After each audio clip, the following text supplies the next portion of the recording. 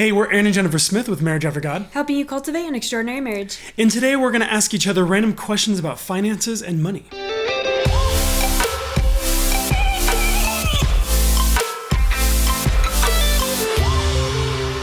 Hey, thanks for joining us this week for another episode of Marriage After God. We're excited to have you. As usual, we want to invite you to subscribe to our channel so you get notified whenever we upload new content.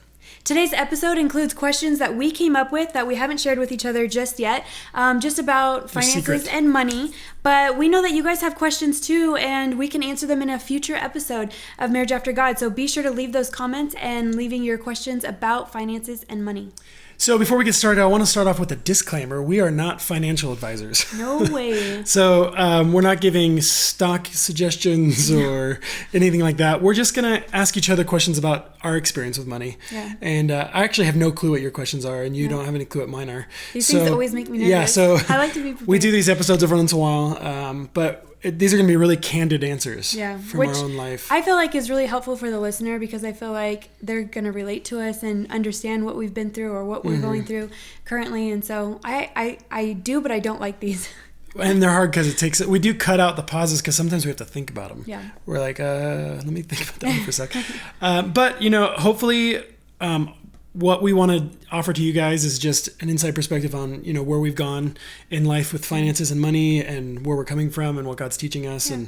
And maybe there'll be some funny stuff in here. I actually don't know. Some reality and some encouragement.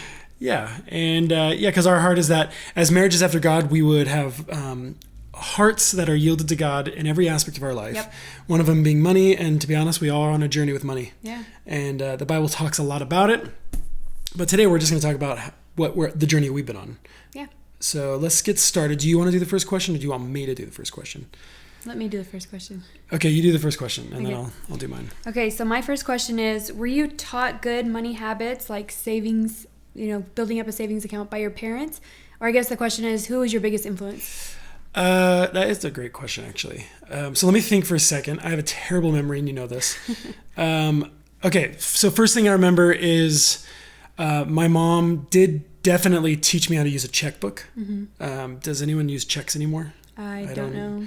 I was taught how to do the reconciliation in the back pages and write down what comes in. Yeah.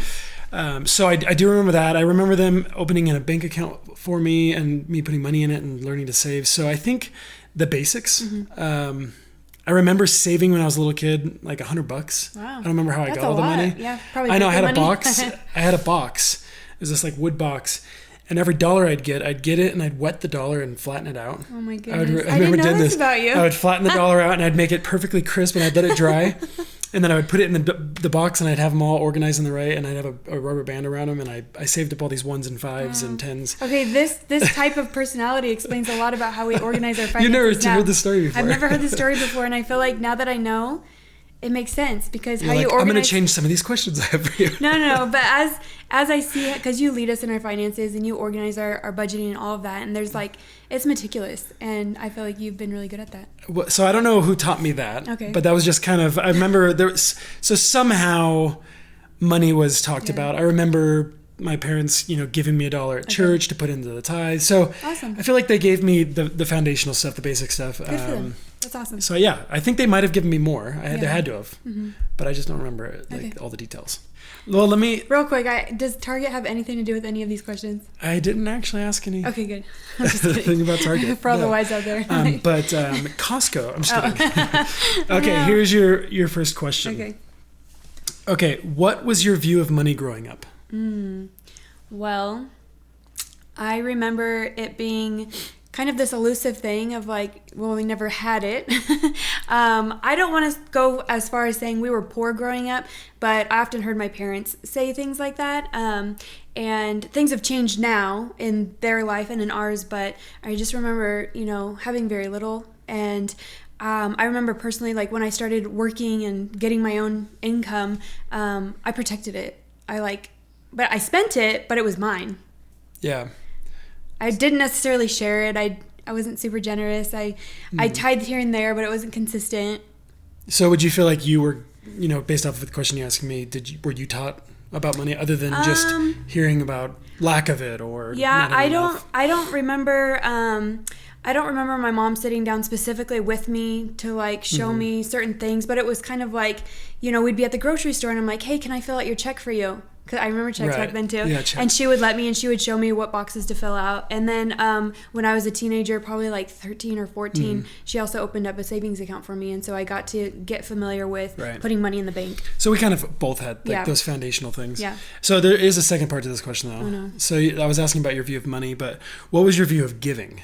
Yeah. So I shared a little bit about that. And I remember it just being a little bit harder for me. It's weird. It wasn't as hard to...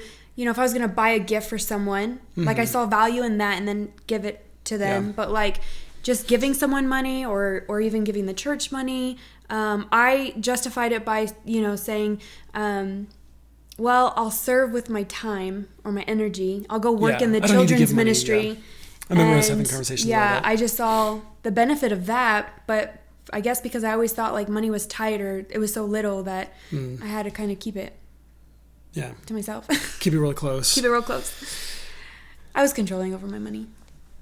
I mean, we all... Not in a healthy way. And we're all at a certain place when it comes to money and our perception of it. And it comes from how we were raised or, things that we've experienced. So thank you for sharing that. Yeah. Okay, so my next question for you is... going into marriage and being the husband and kind of, I don't know if you felt the weight of responsibility with finances and having to provide, but did you have any fears going into marriage and managing our finances? No. I didn't know what managing our finances looked like. Yeah. We hadn't experienced it yet. But I feel like I might be a little unique, maybe not, but I don't feel like I've thought too much about money. I remember we had lots of conversations about it. I remember even telling you when we got engaged, hey, I may not have a lot of money. I may not ever be able to buy you anything. But I'll love you. But I'll be here for you and we'll figure it out. And that was just me being honest. Like, I didn't know if we were going to, what kind of money we would make or, if we'd ever be wealthy or have a home. I didn't know any of that stuff. Yeah. But I wasn't worried about it either. So maybe in a unhealthy way, I didn't think about money at all. Like no concern. I don't know. Maybe that's a healthy thing too.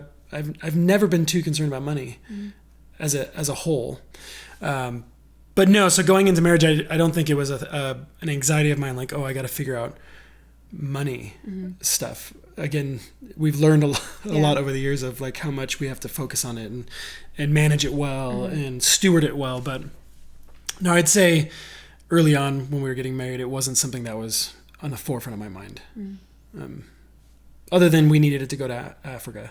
Yeah, so just to let people know who are listening, we jump-started our marriage by jumping into missionary ministry. Yeah, we went to Africa for 4 months. Yeah, we traveled around, went to Africa and stuff. And so our finances were kind of unique jumping into marriage because we relied on the support of other people while we were traveling internationally. We had no money. We didn't have money. Like legitimately no. I mean, we raised money. We raised money and then we Africa. took it, but then while we were there and leading up to that, we had our jobs leading up to the time that we left, which was about 2 or 3 months of marriage. But then we heavily relied on the support of others.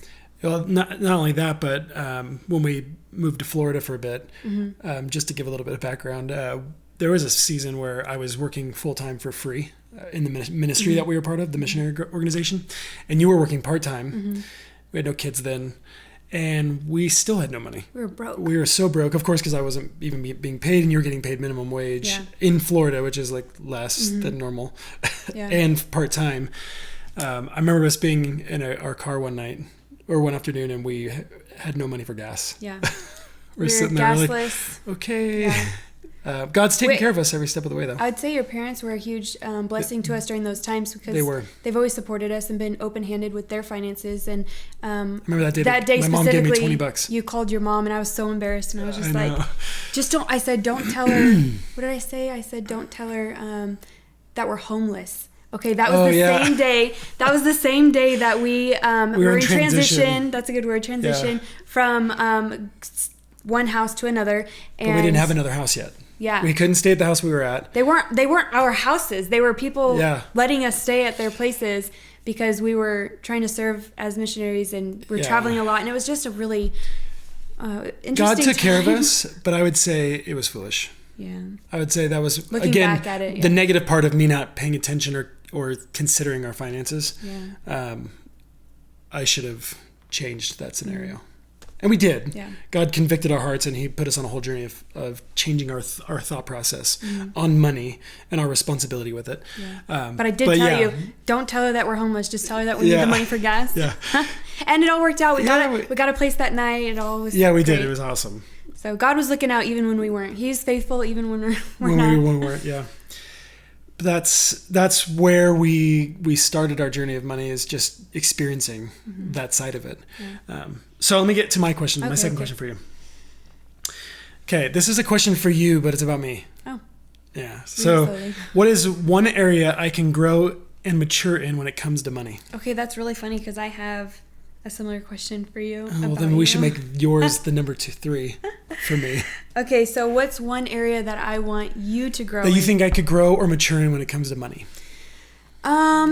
I think sometimes, okay, so you have this part of your personality that loves to research. Like you spend a lot of time on researching things, which is it's really good. Can be really good. It is really good, I think. Yeah.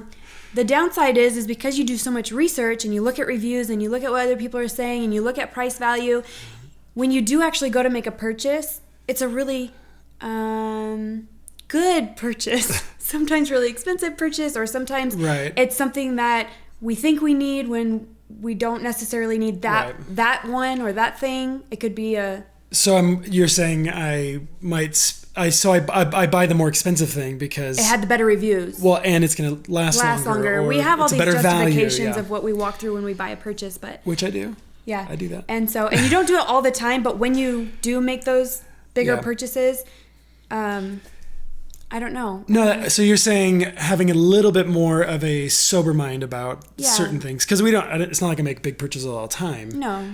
But when I do, often instead of just going with the more affordable or something that is just will fit what we need, I'm going to go and get, because I'm looking for value. Yeah. And I'm like, well, I need to spend a little bit more to get the value I'm looking for. Mm-hmm. And so sometimes that also hangs us up on the purchase that we need to make in order to... For months. Yeah, because you're like, no, I need to do my research. That could be good though, the slowness of it. I know. That's why I said it's like a hard, weird balance. It's like a catch-22, yeah. Maybe getting more sober about my expectation of the value. That's good. And being okay with less when it matters. I don't know, thinking faster and wiser and slower and smarter all at the same time. Yeah, all at the same time. I know what you're saying. They're not gonna. No one's gonna understand what we're talking about, but if you have an example. Yeah. I don't know to put you on the spot, but I don't. I'm trying to think. No, I don't. Oh, well, I could. Okay, so I'll give you an example of something I'm thinking about. Okay. Like I want to buy a lawnmower. Okay. And I could go down to the thrift store and pick up a lawnmower for like $25. I could call around and see if any friends have an extra one I could borrow or buy.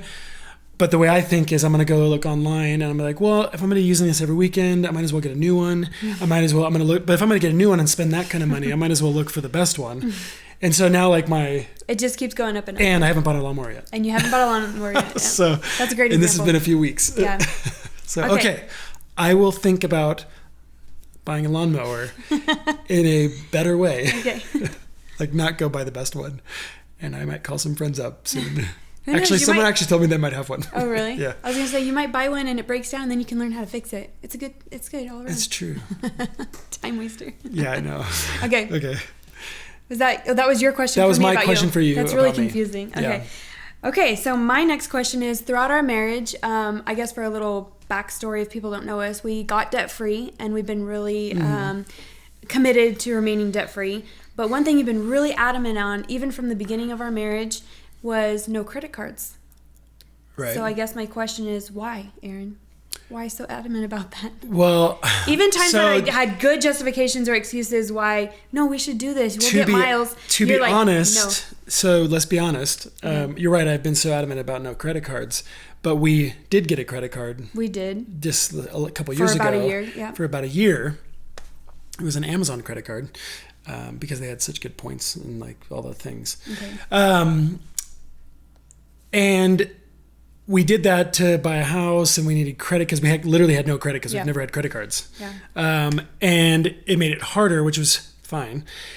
And what made it harder? What do you mean? Not having credit. Oh, yeah. No credit score made it harder to do the loan thing. And so I was like, hey, let's get a credit card. And we were just going to do like 1 or 2 things on it.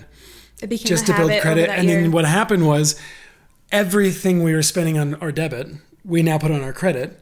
And even though we were paying it, what happened was our way of spending money, even on all the normal things, got so out of whack, because what we would do is we'd spend on the credit card, and then by the time we paid the credit card, the money that would have been spent a month ago hadn't been spent yet. Mm-hmm. And so by the time we pay off the credit card, now we're back to zero. Yeah. We're always playing catch up. Yeah. And I hated that. Mm-hmm. And I finally like cut the credit card up, and it took us like a couple months to commit to detox from using the credit card. Well, one thing that I noticed with the credit card was that there was this access to, it felt like free money. It was like, it's the same concept as poker chips. Mm. The reason you play with, like, casinos will play with poker chips versus cash is because poker chips are less painful to put on the table. Interesting. You put a $25, they're all the same size. Yeah. Maybe they're different colors, but it doesn't feel like money.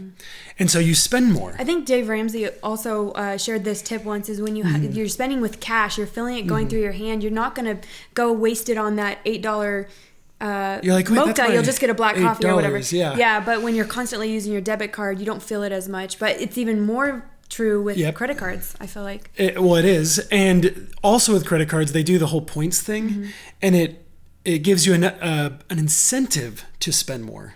Which we don't need incentives to spend more. we have enough incentive to spend more. Yeah. So that's why I've always been afraid of credit cards. I just knew that debt and credit cards were dangerous. So before and after that year that we had a credit card, that's why you're so adamant about it. Well, it proved, like, having the credit card proved exactly why I hate credit cards. Yeah. Even though we were doing it the right way. Anyone would say, oh yeah, get a credit card, just make sure you pay down the balance and not keep a balance and all that. We never paid a penny of interest, but that doesn't make it any more of a healthy habit.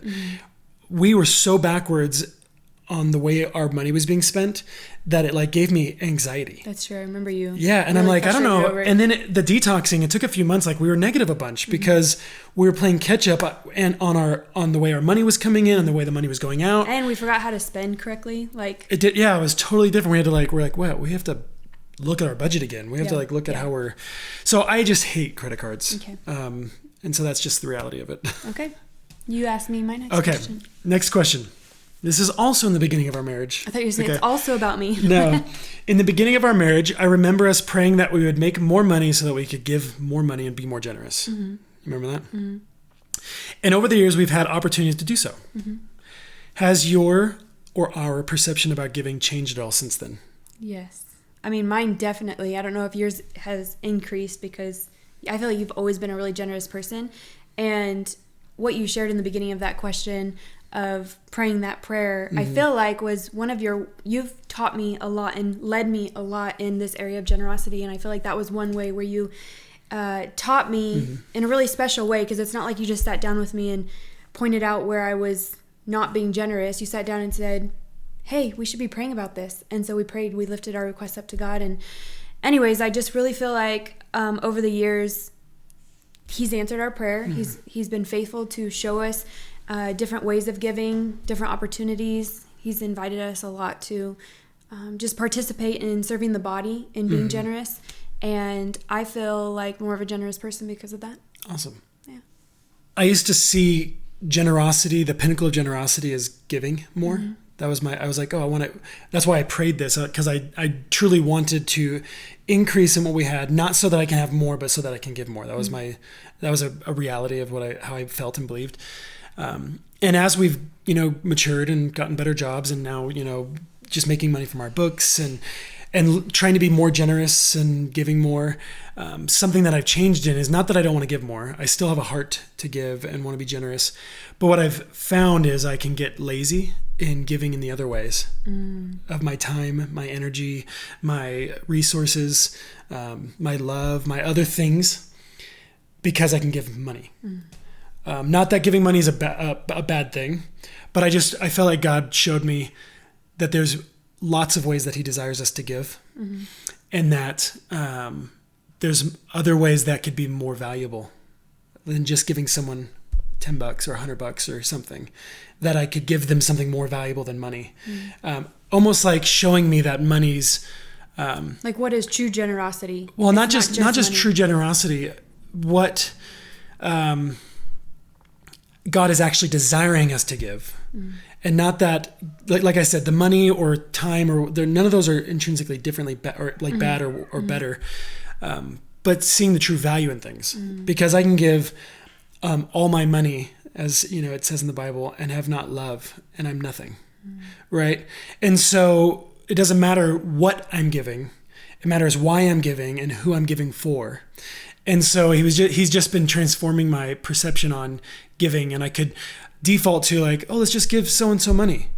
Or, hey, how about like I give them, a whole day of me like helping them, or what do they actually need? Yeah, what do they actually need? And money could be it. Yeah. But am I using that as a crutch in my giving? Yeah. Which is a weird thing to think about. Well, I want to add to that first part of the question about us praying for God to give us more so that we can give more. I remember specifically you mentioning like, we're not going to wait for him to give us more. We're going to start now. And I think that's really important, especially for our listeners to hear, because I think sometimes we can always be in a season of waiting, and we're like, well, we have to wait for God to give us more in order to give more, when we can give out of what we have, even if it's a little bit. And so I just want to encourage them with that. Yeah. Because we've found it to be truly a blessing, even when you give, when you barely have. Well, and the Bible says that exactly. Jesus talks about the woman who gives her last, mite, and he says she's given more out of her poverty than you did out of your wealth. Yeah. And so there's this perception that we have of like, well, I can't give until I have more to give, which doesn't make sense, because unless we have a heart of giving, we're never going to give. Yeah. Because it's never going to feel like enough, because that's the chase of numbers. There's always another number to jump to. So that's how I've changed in this. But I think you're right. You've gotten much more generous, and I've gotten. I feel like I've changed in what I see as generosity, making sure that my heart is right, and not just I can give money. That's really good. Which could be so cheap in the kingdom mindset, or perfectly generous. It's all how we do it. So. Yep. Your question. Okay, I'm up next. So, did you ever have a goal of how much you wanted in your savings account or in our savings account? Has there ever been a number? This probably goes back to my first answer about not thinking about money very often. No. I don't think I've ever had a number. There's been specific times in our life when we're saving for something specific. So we needed a number? Yeah. But I don't think I've ever had like I want $10,000 in savings. I want $5,000 in savings. Like I've never, even though Dave Ramsey says you should have a certain amount in there. I think it's like 2,000. Well, yeah, I think there's a minimum, emergency fund, but then there's like 6 months, savings of payroll or whatever. But no, I don't believe I've ever had a specific number in mind. Okay. But maybe I should. I don't know. We'll let the listeners tell us if I should have a specific number in mind. Okay, here's a question for you.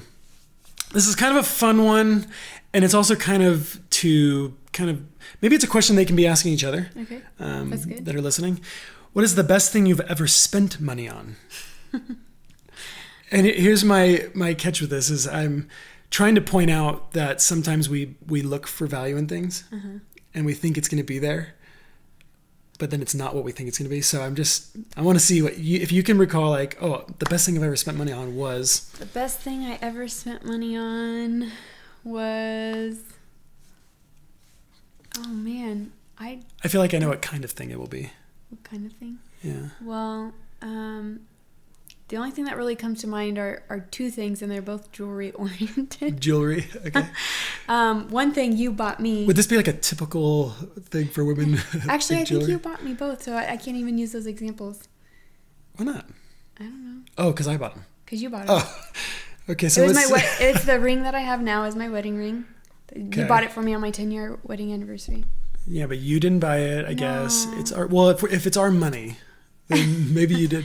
I can't think. I guess the couch. That was a good purchase. That was a good couch. Okay, so let me give you some background. The couch behind us? Yes. Yeah, it's a nice couch. So just some backstory real quick. I was pregnant with Olive, and we had just moved to Central Oregon, and somebody had given us this like old 1970s floral couch. It was bright yellow. Smelled like cat pee. Oh my gosh, it smelled so bad. And we had it for almost a year, I think. Yeah. And I really liked that couch. It was really stiff. And I was over it, and I told Aaron, can we please buy new couches? And what's really funny is we're renting this little tiny house. Like, it was like a little cottage bungalow style. It was like 1,100 square feet. I feel like it was smaller than that. But anyways, the living room is not very big. But we went to this furniture outlet place. I sat on every piece of furniture until I found the one that I wanted. I was probably like 6 months pregnant. And I found these couches. And... they've been, I mean, I've loved them. They've been one of the best things we've ever bought. It was the most... And it barely fit in that house. It didn't fit in the house, but we had them in there. Yeah. It was the most money we spent on furniture. Mm-hmm. Usually we would get given furniture or we'd go to the thrift stores. It was our first house purchase, like a furniture. Yeah. And you know what? If people read The Unveiled Wife, they would know that our very first couch as a married couple was an inflatable blue blow-up couch, couch that deflated while we watched the bottom part did. Yeah. And these couches, so couches is like a thing for us. I guess so, you guys. We had this beautiful ugly blue couch from like the 70s in Florida. So the things with the couches that we have now, I even remember the day that the delivery guys dropped it off and unboxed it. Like, that's how powerful this purchase was for me. So I'm really happy with it. So I actually thought you were going to answer like trips we've been on, like adventures. I didn't even think about that. That's what I thought you were gonna answer. I knew that you would probably answer. Oh, okay. Although I like that too. Your biggest thing is spend money on memories. So yeah. And these couches have been awesome. They're comfortable, and we get the kids play on them, make forts out of them. They're huge pillows, so yeah, building forts is like awesome. They're like perfect fort. What's funny though is the pillows are so big, they're super heavy. Anytime they want to build a fort, they're like gung ho about it, and then the moment we say, "Okay, clean up," they're like, "We can't. They're too heavy." Yeah, they can take them off and build a whole fort, but they can't put them back. It's difficult. Okay. For them. Anyways. Okay, so you have one more question for me? Okay, so what's funny about this is my last question. Let me guess, it's the exact same one as mine. No, it happens to be, what was your worst purchase ever? Because you're such a researcher and you like go for the top-notch thing. What? So, okay. You gotta have a bad one in there. Well, it's not going to be worse in the sense that you're thinking, like a bad thing I bought. Okay. It's more in like I regretted. Yeah. Like what is it called? Buyer's remorse. Okay. I've had that several times. Yeah, you have. So, and you're probably gonna remember this story. The paintball gun that I bought a long time ago. That's exactly what I was thinking. That was the one. I knew that was what you're thinking about. Well, and the reason that I've had plenty of remorseful purchases in my life, I'm not going to lie, but this one just has it because the Lord used it to teach me something about myself when it comes to not just money, but where I find my value. Mm-hmm. And I was going through a season, we were financially strapped. I didn't feel very successful at what I was doing in life. Our marriage was like, was a little like, and it was more than, it was okay, all right. We were drowning. Yeah. So I can only laugh about that now because we're so far from that place now. Yeah, not back then. It wasn't funny. No. But I wanted to feel successful again. Mm-hmm. I wanted to feel needed and useful and valuable. And I did used to be a part of a paintball team when I was younger. You remember when you first were hanging out with me? I was working at a huge paintball park in California. The first day I met your mom was at one of your tournaments. Yeah, and I was good, and I loved it, and it was a very short season of my life. And so when I'm in this season, I'm feeling like a little bit sad and depressed and unsuccessful and so I was clinging to an idea of who I could have been, who I was and who I could have been. Mm-hmm. And so I said, hey, I want to buy a paintball gun. I want to start, get back into that hobby. Right.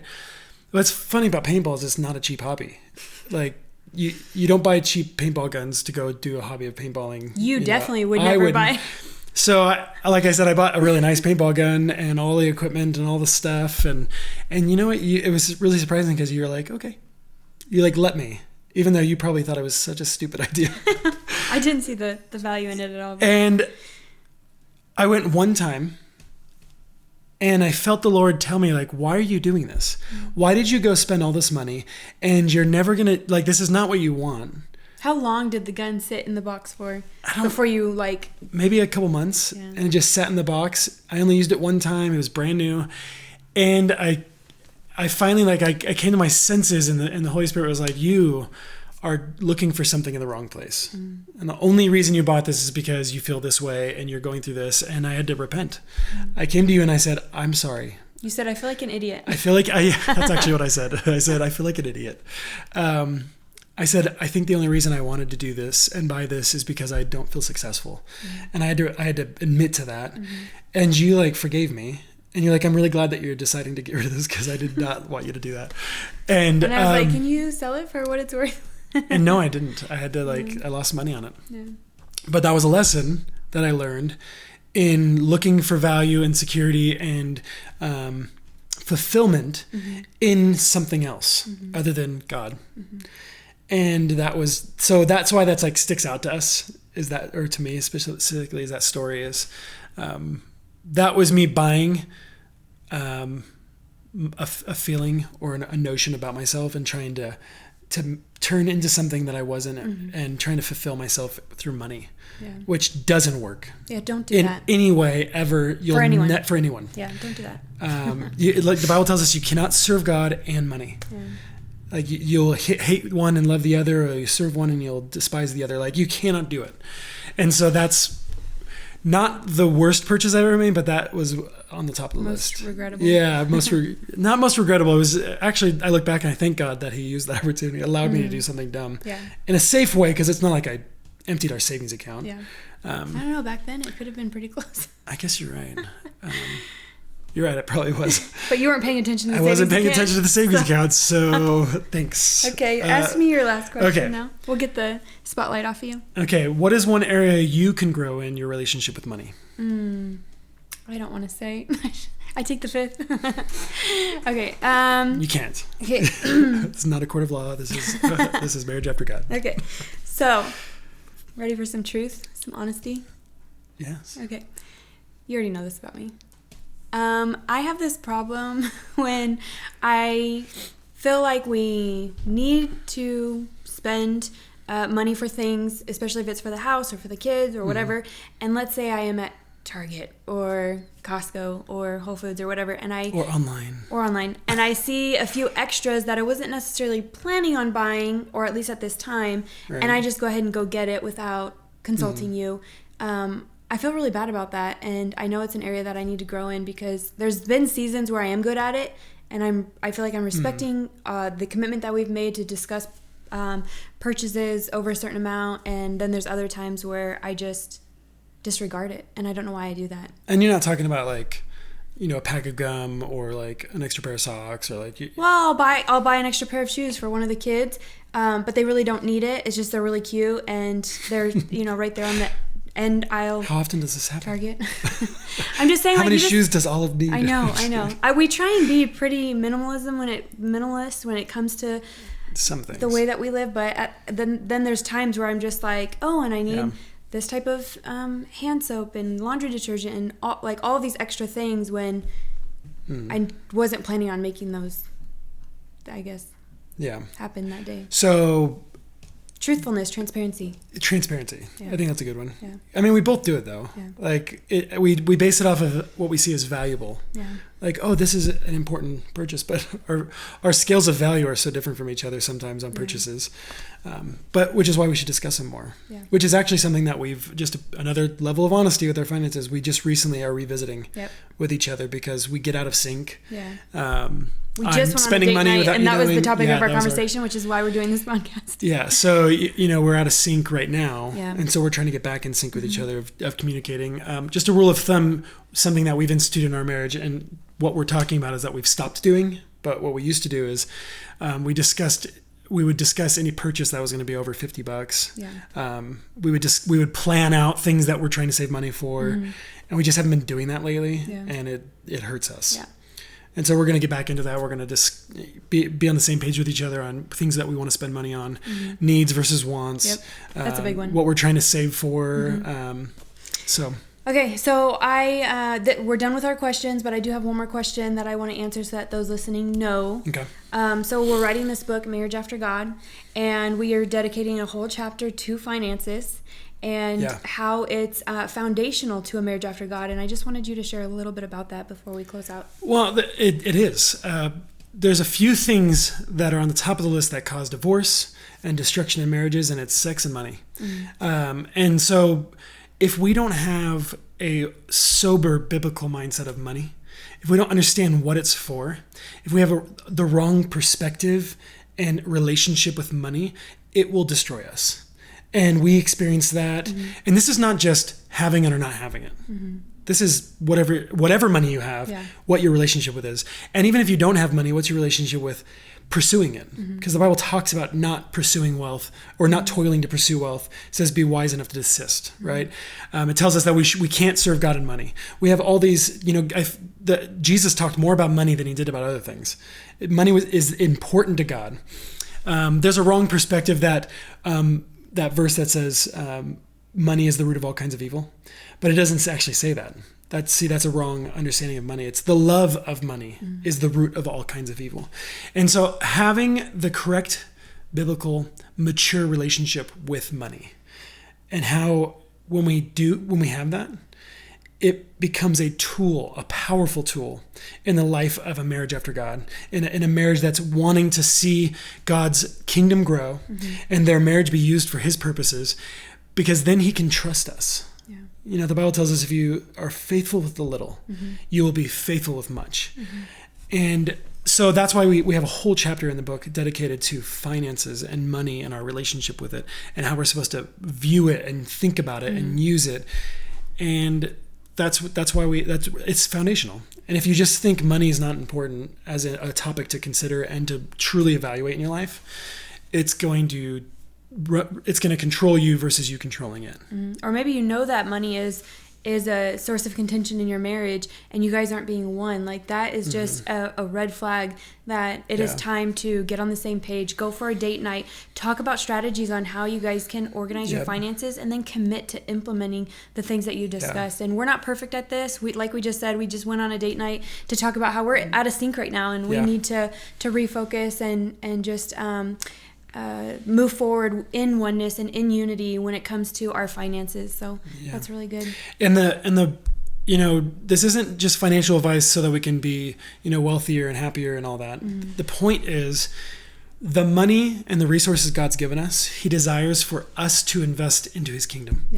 Now that looks a bunch of different ways, but he wants us to think that way. Like, my money and the things that God's given me are not just for my own benefit. They are for our benefit, but they're for the benefit of what he has given it to us to use for.